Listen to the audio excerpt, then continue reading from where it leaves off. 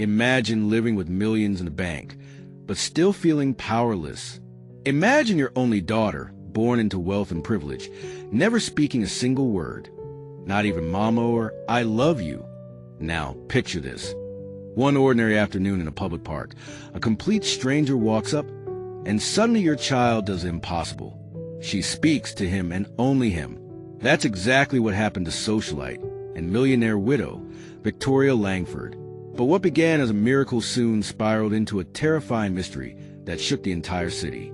Victoria Langford had everything money could buy: a sprawling Beverly Hills mansion, private chefs, luxury cars, and her late husband's billion-dollar fortune. But none of it mattered to her the way her daughter Amelia did. Amelia was 8 years old, beautiful and bright, but she had one heartbreaking difference. She was completely mute. Doctors couldn't explain it. They said her vocal cords worked fine. Her hearing was perfect, and there was no medical reason for her silence. Therapists called it selective mutism. But for Victoria, that sounded like an excuse. Amelia didn't speak at home, not at school, not even in therapy sessions. She communicated only with gestures, drawings, and her piercing blue eyes that always seemed to be hiding something. Victoria tried everything. The best specialists in Los Angeles, speech therapy, alternative medicine, even hypnotherapists. Nothing worked. Every night, she prayed she would hear her daughter whisper goodnight or laugh at a silly cartoon. But Amelia remained silent, and that silence became a prison for both of them. One Sunday afternoon, desperate to clear her mind, Victoria took Amelia to Willow Creek Park, a quiet place they often visited. Children's laughter echoed from the playground, while joggers circled the walking trail. Victoria sat on a bench, sipping her latte, while Amelia sat alone under a tree, sketching in her notebook. Then it happened. From across the park, a tall black man in a worn gray hoodie was watching. He wasn't playing with children, wasn't jogging, wasn't walking a dog, just standing. Victoria immediately stiffened. Beverly Hills was not the kind of place where strangers lingered unnoticed. Something about him felt out of place, unsettling. The man slowly approached Amelia. Victoria's heart pounded. She was about to call out when Amelia looked up at him. Their eyes locked, and then Amelia spoke. Her voice was soft, shaky, but real. For the first time in her life, she said a word. "Hi." Victoria dropped her coffee. The world seemed to freeze. For years, doctors, therapists, even priests had tried to coax a single sound from Amelia. None succeeded. But now, with the stranger, she had spoken freely, naturally. The man knelt to Amelia's level and whispered something Victoria couldn't hear. Amelia smiled, a smile Victoria hadn't seen in years, and responded, "Daddy." Victoria's blood ran cold. Her husband, Richard Langford, had died in a car accident 3 years earlier. Amelia had been at the funeral. She knew he was gone, and yet she was calling the stranger Daddy. Victoria rushed forward, grabbing Amelia's arm. "Sweetheart, what did you say? Who is this man?" But Amelia just clung tighter to him, her small hands gripping his hoodie. Victoria's voice shook. "Let her go." The man finally looked at her. His eyes were calm, almost sorrowful. And then, in a deep voice, he said, "You don't know the truth, ma'am." She was never mute. She just wasn't going to speak to anyone but me. Victoria froze, torn between fury and confusion. Who was this man? Why did her daughter respond to him and call him Daddy? Other parents in the park were beginning to notice. Some whispered, pointing at the strange man holding Amelia's hand. To them, it looked like an abduction in progress. Victoria yanked Amelia away, clutching her protectively. "I don't know who you are," she spat, "but stay away from my daughter. If you come near her again, I'll have you arrested." But Amelia fought against her, thrashing in Victoria's arms for the first time in her life. She screamed, actually screamed, one word, over and over. "No, no, no." It was the first sound she had ever made beyond that single hi, and it wasn't directed at her mother. It was for the man. That night, Victoria couldn't sleep. She replayed the scene 1,000 times. Her daughter had spoken. For years she believed it was impossible, And yet, a stranger had unlocked her voice in seconds. Who was he? How did he know Amelia? And why had she called him Daddy? The police brushed her off when she reported the incident, calling it a misunderstanding. They said the man hadn't broken any laws.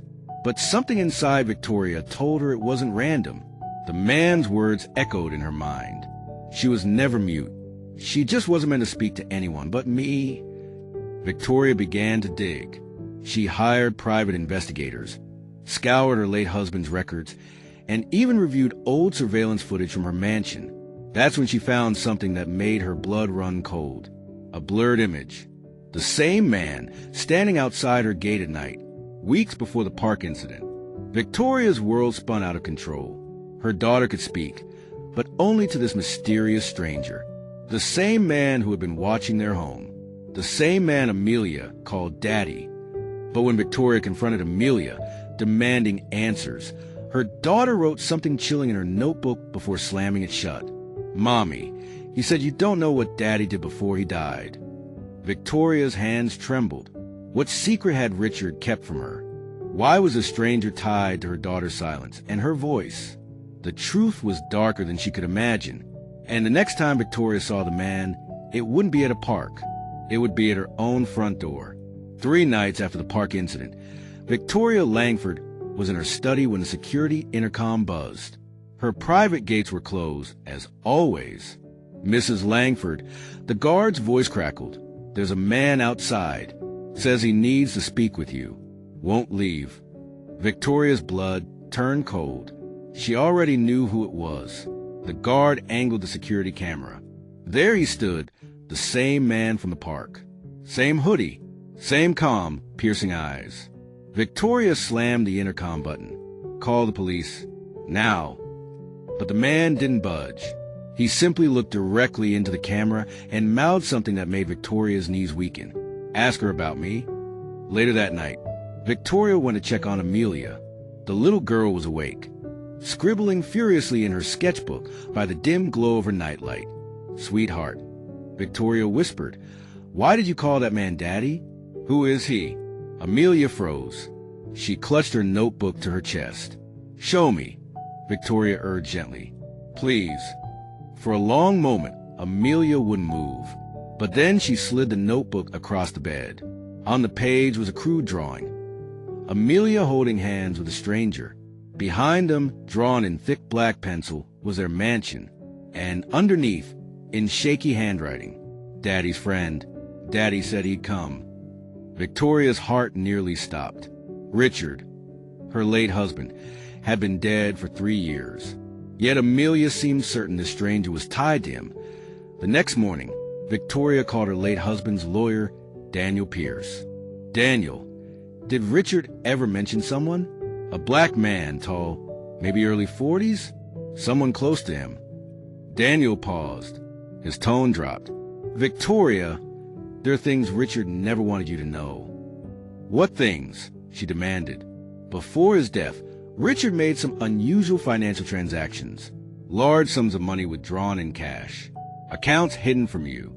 And he kept visiting a part of the city he had no business being in. Victoria gripped the phone. Where? South Central, Daniel said. Every month, like clockwork. Victoria's chest tightened. Richard, the polished millionaire, the man who sat on corporate boards, sneaking into South Central? Why? That evening, Victoria tried to distract Amelia with a movie. Halfway through, Amelia suddenly spoke, startling her mother again. Not a whisper, not a single word, a full sentence. Mommy, why don't you believe me? Victoria nearly dropped the popcorn. Sweetheart, you can talk? But Amelia didn't answer. She turned her eyes back to the screen, lips pressed shut. It was as if the voice was a flicker. There one moment, gone the next. Victoria shook her daughter gently. Say it again, please. But Amelia just pointed to the window. And when Victoria looked, the man was standing outside, watching. This time, Victoria didn't call the police. She stormed outside, fury overriding fear. What do you want from us? She hissed, arms crossed. The man didn't move closer. He simply said, My name is Elijah Cole. Your husband promised me he would tell you the truth before he died. Clearly, he didn't. What truth? Victoria snapped. Elijah's eyes softened. Amelia is not sick. She never was. She was waiting for me. Victoria's head spun. You're insane. But Elijah pulled something from his pocket, a small, worn photograph. It was Amelia, barely 2 years old, sitting on Elijah's lap, smiling, speaking. Victoria staggered back. What is this? Elijah's voice dropped. She knew me before she knew you, and Richard made sure you'd never find out why. That night, Victoria couldn't stop staring at the photo. It looked real, too real, but it was impossible.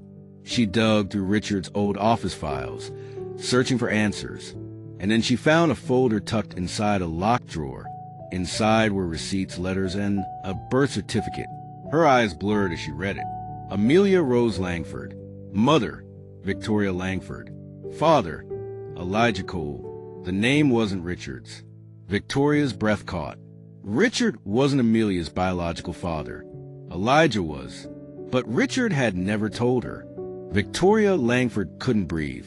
The note in her late husband's handwriting burned in her palm. Protect Amelia at all costs. Protect her from what? Elijah? The truth? Or something worse? Her gaze snapped to her daughter. Amelia stood pale and trembling in the doorway, her little fists clenched. What did you just say? Victoria whispered. Amelia swallowed hard. Then, in that tiny voice that had been locked away for 8 long years, she said again, Daddy didn't die in that crash. He was killed. The room seemed to tilt. How do you know that? Victoria demanded, but Amelia only shook her head, tears spilling down her cheeks. Because he told me. Victoria pulled her daughter close, desperate for answers. What do you mean, sweetheart? Daddy's gone. Amelia pressed her face into her mother's shoulder, muffling her words.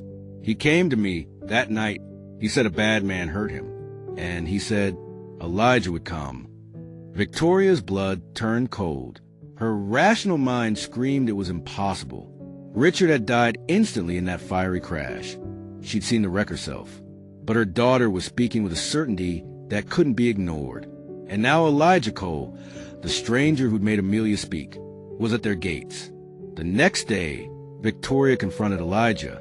She met him at a diner downtown, far from the mansion's watchful eyes. You owe me the truth, she said, slamming the folder onto the table. Why is your name on my daughter's birth certificate? Elijah didn't flinch. Because I am her father. You're lying, Victoria snapped. Richard raised her. Richard knew. Elijah cut in. He knew from the beginning, and he agreed to protect her, to keep her safe. Victoria's heart pounded. Safe from what? Elijah leaned forward, his voice low. From the men Richard was working with. Powerful men. Dangerous men. He wanted out, but by the time he tried, it was too late. That crash wasn't an accident. It was a message. Victoria's chest tightened. You're saying Richard was murdered? Elijah's eyes darkened. I'm saying the people who killed him aren't done. And Amelia is the key. That night, Victoria's mansion alarms blared. Motion sensors tripped. Security cameras cut out. By the time her guards scrambled, the intruders were gone. But Amelia's bedroom window was wide open. Her daughter was missing. Victoria's scream tore through the night. On the window sill lay Amelia's sketchbook. Open. On the page, a drawing of a black car, headlights blazing, and the words in shaky letters. He's here. Panicked, Victoria called Elijah. She's gone, she cried. They took her. Elijah's voice was grim. No, she went to them. She thinks it's the only way to save you. Victoria's mind reeled. Save me from what? From the truth, Elijah said. Richard's secrets are bigger than you realize. And Amelia, she knows more than either of us. Victoria's hands shook as she clutched the phone. Then we find her. Now. Hours later, Elijah traced Amelia's sketch to an abandoned shipping warehouse near the docks. Inside, shadows stretched across cracked concrete floors. And there at the far end, Amelia stood, clutching her sketchbook, facing 3 men in dark suits. Victoria's breath caught. One of them turned. An older man with silver hair and a cruel smile. "Mrs. Langford," he said smoothly, "you weren't supposed to come here. Your husband made a deal with us. He broke it, and now his daughter will pay the price." Victoria lunged forward, but Elijah grabbed her arm. "Careful," he warned. "They'll kill her if we move wrong." Amelia looked up then. For the first time, her voice rang out strong and clear, echoing through the warehouse. "Stop lying," she shouted. The men froze. "You didn't kill Daddy," Amelia said, pointing at the silver-haired man. "He killed himself. He told me. He wanted it that way to protect us." Victoria gasped. "What are you saying, Amelia?" Tears streamed down the little girl's face. "Daddy crashed the car on purpose. He said it was the only way to keep them from hurting me. But it didn't work. They're still here." The room erupted in chaos. The silver-haired man snarled. Elijah shoved Victoria behind him. Amelia's scream echoed as the men lunged forward. Gunshots shattered the air. Screams echoed off the concrete walls. Victoria stumbled forward, blinded by panic, desperate to reach her daughter. But when the smoke cleared, Amelia was gone, vanished. All that remained was her sketchbook, lying open on the floor. On the page was a single sentence written in jagged letters. "Don't look for me. It's the only way to keep you safe." Victoria dropped to her knees, sobbing. Elijah placed a trembling hand on her shoulder. "This isn't over," he said grimly. "They'll come for you next. And if we don't find her first, we'll lose her forever." Subscribe for more interesting and powerful stories.